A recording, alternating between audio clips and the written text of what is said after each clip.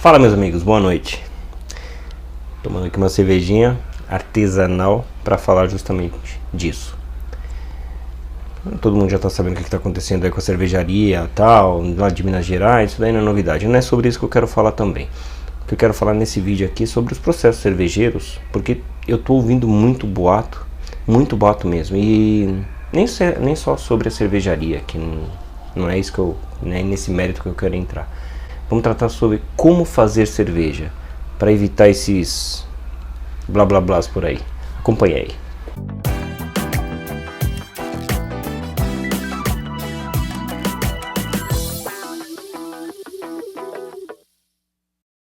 Bom, antes de mais nada, eu gostaria que vocês compartilhassem esse vídeo com pessoas que não são do nosso meio. Inclusive, esse vídeo aqui não é bem pro perfil dos inscritos do canal, tá? Que já são pessoas que fazem cerveja ou que já entendem do processo. Esse vídeo é exatamente para quem não faz cerveja, tá? Bom, vamos lá. O que acontece? O que estão falando aí sobre água contaminada, sobre água que não sei o que lá, que sobre etileno glicol, dietileno glicol, caramba 4, tá? Primeira coisa é o seguinte, na cervejaria a gente tem vários processos da cerveja. A cerveja demora em torno de 30 dias para ficar pronta, em torno disso, porque tem cerveja que fica mais rápida, tem cerveja que demora meses para ficar pronta, tá? Mas enfim, ela leva um tempo para ficar pronta. Dentre esses processos, um dos processos é o resfriamento. Então quer dizer, a gente precisa ferver um líquido. Esse líquido que a gente ferve chama-se mosto. É um suco, tá?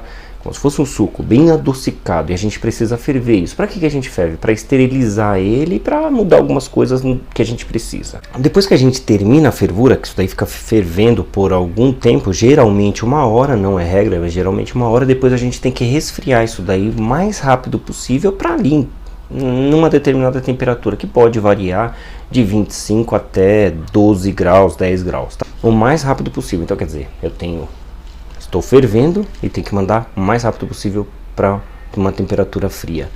Como que eu faço? Eu produzo em torno de 50 litros. Eu faço com água. Então eu passo, dentro tem um chiller.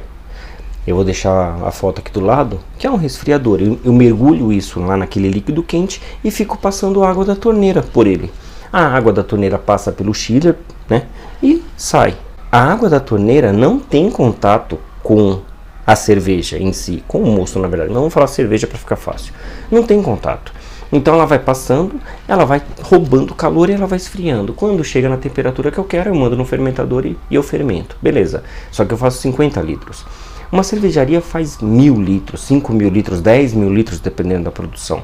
Não dá para eles resfriarem com água. Eu uso água gelada aqui. Só que eu uso água gelada recirculando essa água gelada. Eu tenho um balde onde tem água gelada, sai desse balde com água gelada, passa por dentro da minha cerveja e volta. Então fica circulando. Aquela água gelada dentro daquele balde começa a esquentar. E a cerveja, o mosto, começa a resfriar. Eles também fazem basicamente isso. Só que eles não fazem com água. Por que eles não fazem com água? Porque a água congela. E eles precisam de um líquido muito gelado, mas muito gelado, tá? A água, se chegar em 0 grau, congela. Eles precisam de coisa de menos, lá vai pedrar, menos 20 graus, menos 30 graus, depende do que eles usam. Eles conseguem chegar numa temperatura bem baixa. Então eles ficam circulando isso. E essa circulação vai resfriando. Qual que é o problema? O problema é o seguinte, esse líquido que vai resfriando a cerveja, ele não entra em contato com a cerveja. Isso é importante. Durante um processo de cerveja é impossível aparecer o tal etileno glicol e o dietileno glicol. Só aparece se tiver contato com ele. Só que daí eu estou falando que é impossível, mais ou menos. O que acontece? E se perfurar? Vamos supor, eu estou resfriando aqui a minha cerveja com água. Se perfurar o tubo de alumínio, o que vai acontecer? Vai entrar água na minha cerveja. Qual o problema de entrar água na minha cerveja? Nenhum. Então, existem sim anticongelantes que não são tóxicos. Então qual o problema de usar o etileno glicol ou dietileno glicol? Que ele é tóxico. E se der uma cagada, lascou. É um risco muito grande. A gente tem outros camaradas, por exemplo, que é o propileno glicol. O propileno glicol, ok. Se ele cair na cerveja, ele não vai causar dano à saúde. Então o problema é esse. Quando a gente vai fazer algum produto alimentício, toda a nossa produção tem que ser garantida, entendeu? Então essa que é a maior questão.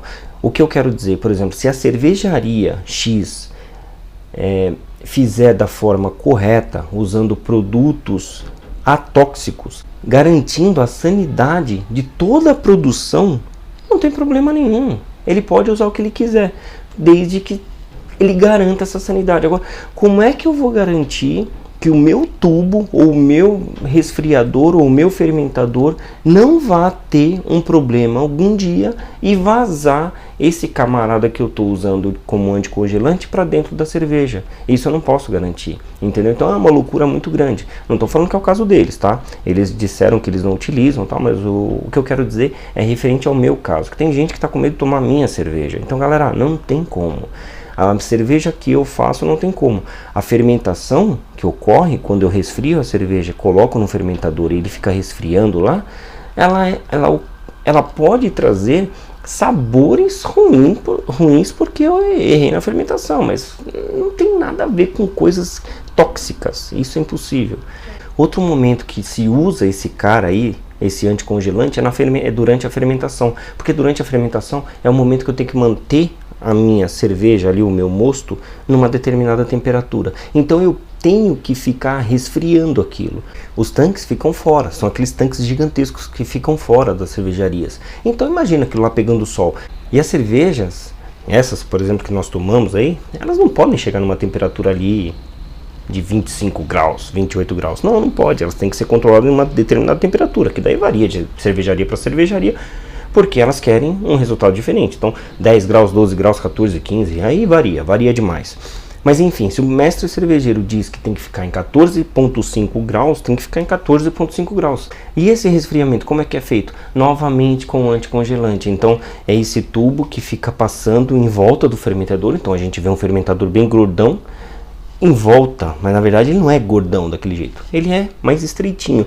Nesse estreitinho é um latão, como se fosse um latão de inox. Lá dentro tem a cerveja, por fora desse latão passa uma serpentina colada, por fora tem um acabamento térmico e aí sim tem outro acabamento de inox. Então a gente vê um fermentador grossão, mas na verdade ele é estreitinho por dentro, onde fica a cerveja realmente.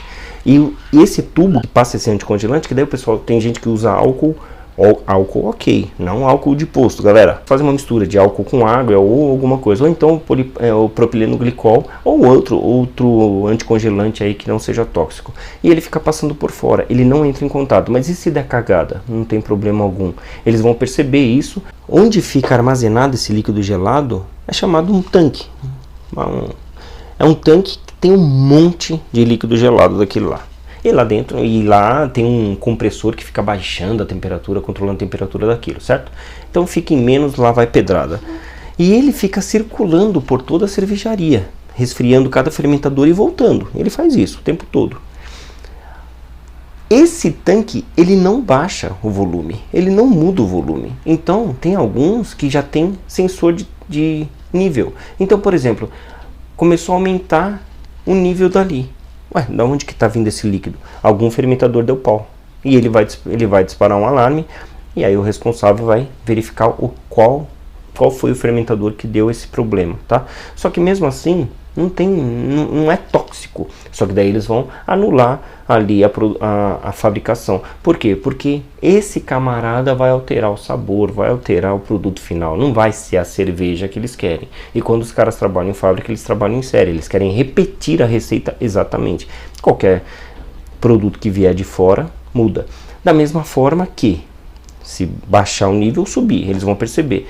E nos tanques fermentadores também pode ter algum sensor de volume que vai contar. Por exemplo, começou a fermentação com tantos litros, subiu, opa, tem alguma coisa errada. Eles vão tirar a análise ali e garantir a sanidade do produto final. Pessoas da minha família compartilharam comigo uns absurdos, e agora tá aparecendo uma cacetada de textos aí absurdos, por exemplo, que dependendo da temperatura que leva a água, pode gerar não sei o que lá, tal composto. Pô, recebi hoje isso daí. Inclusive eu falei pro quem me mandou foi meu primo. Eu falei, cara, não compartilha isso. Não compartilha porque tá totalmente errado, entendeu? Tá totalmente errado. O problema é que muitas pessoas aproveitam o boom da coisa e saem espalhando um monte de mentira. Então, primeira coisa, cuidado com o que é compartilhado. Segunda coisa, cuidado com o que vocês leem. Então é isso, galera. Portanto, bebam com moderação as cervejas artesanais. Cuidado com as coisas que vocês estão lendo e principalmente com as coisas que vocês estão compartilhando.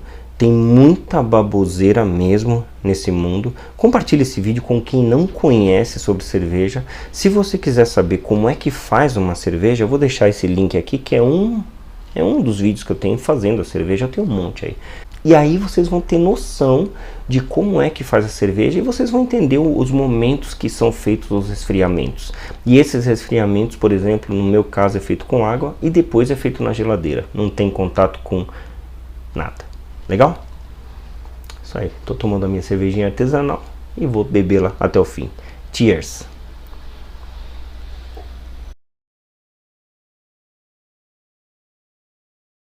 Fala, meus amigos, boa noite, ó. Apreciando aqui uma latida de cachorro, peraí. Não tá com cara de que vai parar. Vai, ele tem. Na hora que ele passeia, ele late porque ele quer tá feliz porque ele vai passear. Aí, ó. É que tem aquele alvoroço lá. Acabou de pegar a coleira. Aí chegou o elevador. Ainda não.